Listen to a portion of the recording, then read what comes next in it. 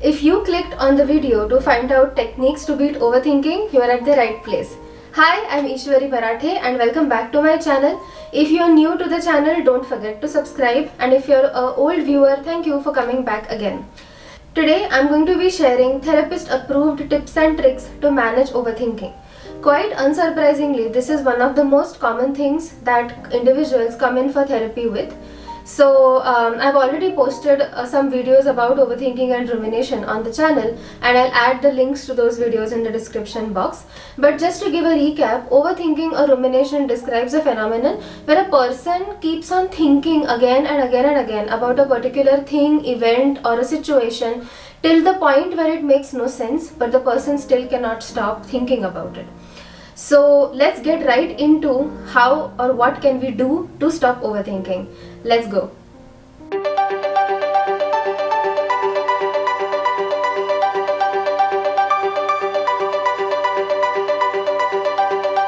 So try to build an awareness of the following things. Number one, what is the time when you find yourself overthinking the most? What time of the day, a particular situation, a particular trigger which you know will set you into the loop of overthinking. Number two, where have you learned this habit from? Is this something that you have seen someone else do, or is this a very natural inherent thing, or have you seen this in a show or a book or a movie, anywhere that you can think of? Number three, what is it that usually stops the overthinking? So do you do something out of the way, or does it naturally come to a stopping point after some time? So what we did just now was we collected some data to begin with of the overthinking. The next step is to maintain a journal of the times that you're overthinking, and also maybe jotting down the content of that overthinking. So again, thought logging is one of the widely used techniques in therapy as well. And thought logging is nothing but simply writing down your thoughts in a structured format, starting with the event, moving on to what your thoughts were and how you felt and what you behaved. So this helps you to keep a very close track of what you're doing and how you're behaving and where the overthinking is coming in the most. The second step or the second tip is to understand the utility of overthinking. So human beings inherently are people who like to get fayda from everything. So we operate on a fayda nuksan duality all the time. So there has to be a reason why we keep going back to a habit which is seemingly so annoying, isn't it? So for most of us, overthinking is a means to control uncertainty. Whenever we are afraid or anxious about things being uncertain, we think about it more and more, maybe convincing ourselves that if I think about this enough number of times, I might get some of that certainty. So certainty, fear of uncertainty and control is one utility associated with overthinking.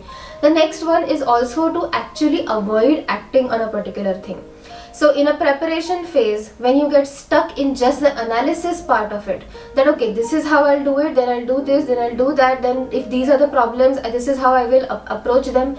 To some extent this is helpful, but after a point when that is all you do, when you do not actually get to the action part, then the utility of overthinking is to simply provide you with the comfort that you're doing something without actually having to do it. So if you're fearful of making mistakes, if perfectionism is a theme that's there in your life, overthinking can also be a utility over there. So find out what utility you get from the action of overthinking, because that will be a very crucial key to managing it in the long term. Now the first two steps centered around finding data and getting to know the overthinking habit up and close. So think about it like it's a new object that has been just given to you, and now you are observing it from all angles, trying to get as much information about it as possible. Then we move on to the action part of overthinking. So the third tip that I want to share is something called a thinking break. Now think about this situation. You go to a bank or a government office between 1 to 2 p.m. What is the message that you will usually get? Right now we are on break. Please come back after an hour, or wait in the lobby till we are free. So usually we as people are very, very protective of our breaks from work, aren't we? So now we have to use that same kind of understanding to apply it to overthinking.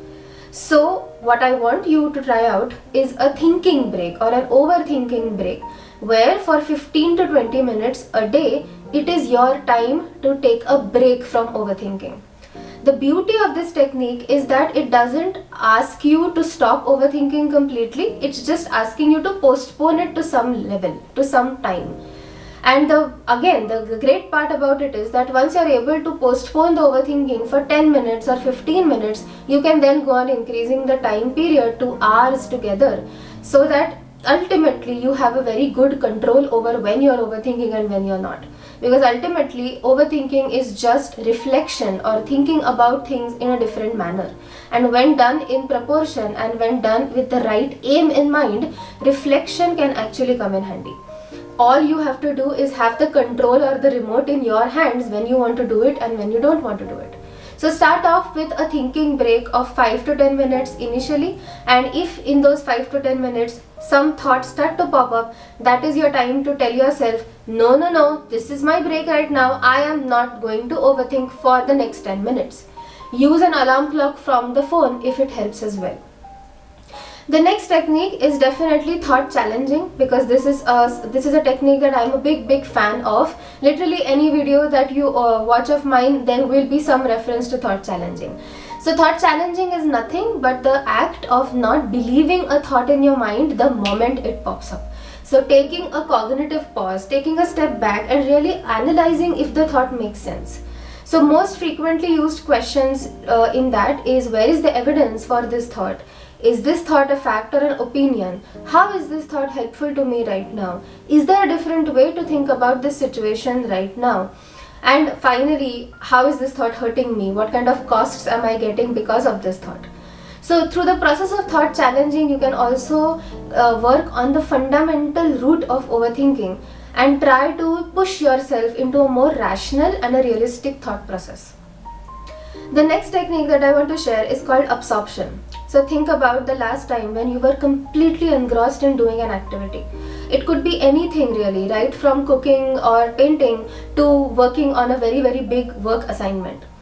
So go back to that time and just ask yourself, were you overthinking about anything at that time?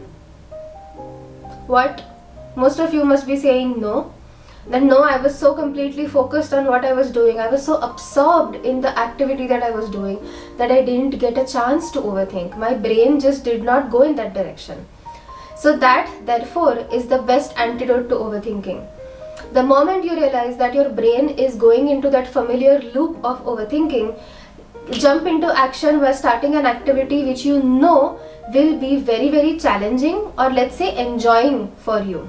The activity could be something that you already know, or it could be learning a new task as well. The bottom line is that you have to encourage yourself to engage in a task that will demand your attention so that overthinking can stop. The final tip that I want to give out in this video is going along the lines of mindfulness, is to simply spend some time every day to sit down in a place, close your eyes and just observe the thoughts that are coming up in your mind.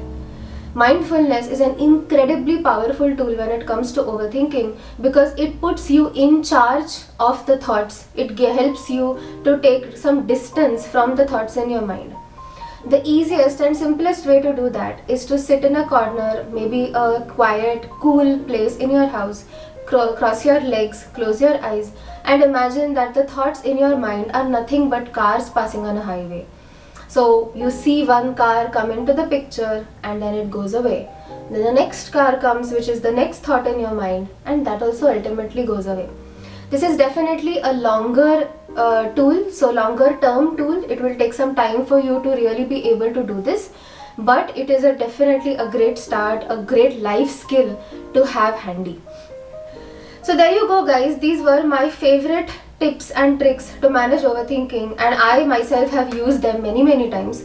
So I do hope that you really try these out, and if you try something else, if you find out a new technique for yourself, don't forget to share that in the comment section. Don't forget to subscribe and like and share the video with everyone that you think overthinks, which might be almost everyone.